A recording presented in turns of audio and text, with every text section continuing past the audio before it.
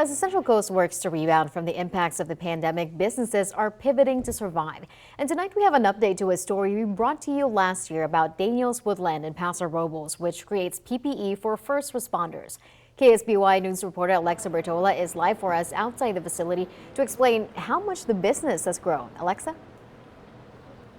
Nina, back in March, the Paso Robles-based company started producing several thousand protective gowns a day, but now that number is around 250,000 gowns each day.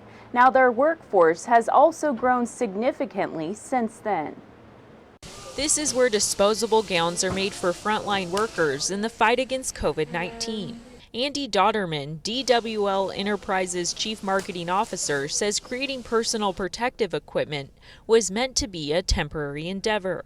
The hope was just to do it for a couple of weeks to survive and get back to making themed products that we do for our amusement industry. Now a year later, they've started a new corporation with 3 locations and 1,700 employees. That makes them by far the largest employer in the city. The next largest, I believe, is a school district that's about 760, 780 employees. The company is also one of the largest isolation gown manufacturers in the country, shipping out 1.3 million gowns a week. We had no idea this is what we would be doing. Since last March, they've produced about 29 million gowns, with the bulk of that for the federal government. They're currently being distributed out to all the DoD services across the globe, as well as replenishing the stockpile for the nation's use. The company is hoping for a renewal from the federal government to do an additional 66 million gowns by the end of summer. They're now looking to hire 300 to 400 more employees. Positions range from gown techs to shift managers. Some employees are already working up the ranks. Through diligence and hard work. One employee was a dance instructor until COVID hit.